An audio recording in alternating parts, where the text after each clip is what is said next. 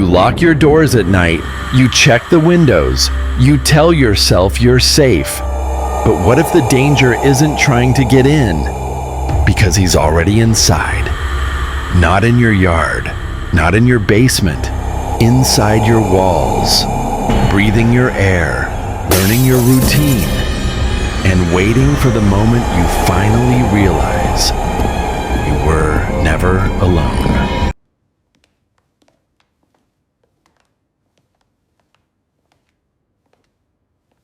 Alone.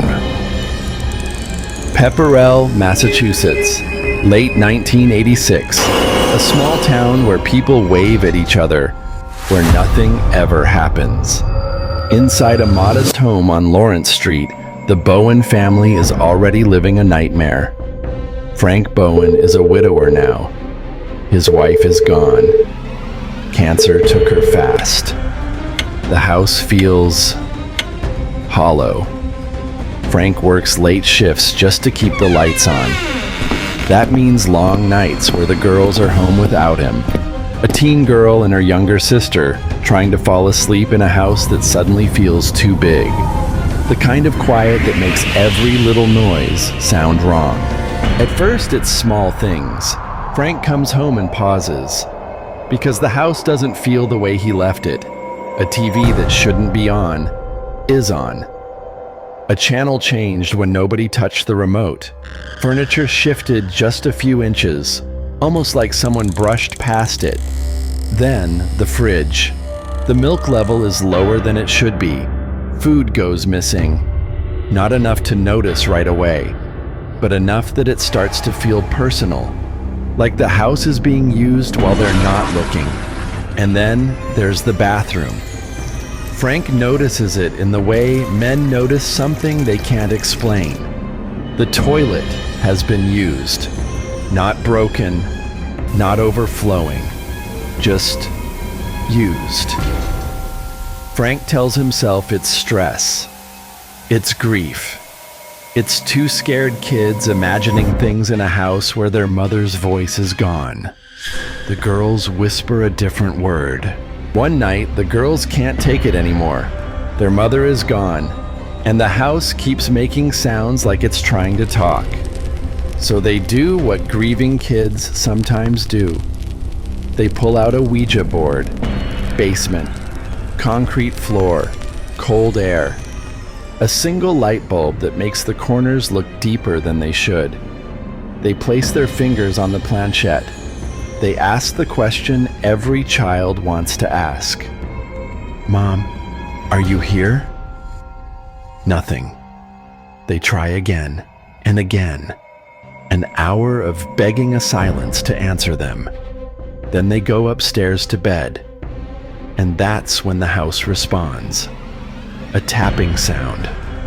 Not loud, not frantic. Just steady enough to make your skin tighten. The girls freeze. They call out into the dark. Mom, is that you? Tap, tap, tap. A perfect answer. The girls sit up, hearts racing, not with fear at first, but with hope. They ask more questions, and the tapping follows them, like it's leading them, down the hall, to the stairs, toward the basement door. They don't go down, because something about that basement feels hungry. But the message is clear. Something heard them. Something understood them. Something watched them long enough to know exactly what they needed to believe. After that, the haunting gets bolder. Not just sounds now. Messages. Words appear where no one should be able to write them.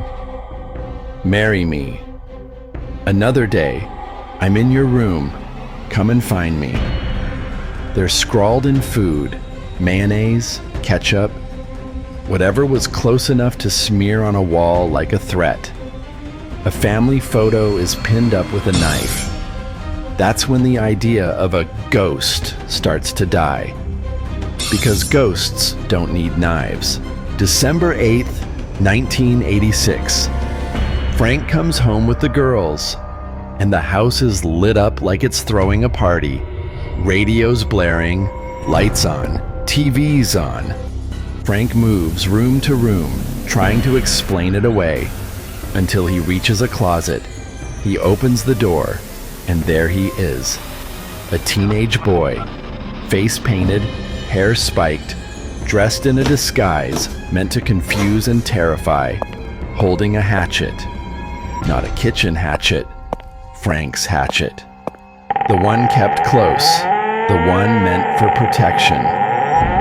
Some versions of this story say he wore the deceased mother's dress, but a retired Pepperell police lieutenant later clarified the disguise as a hairy jacket, not her dress, still designed to look unreal in the worst possible way. Either way, imagine the shock.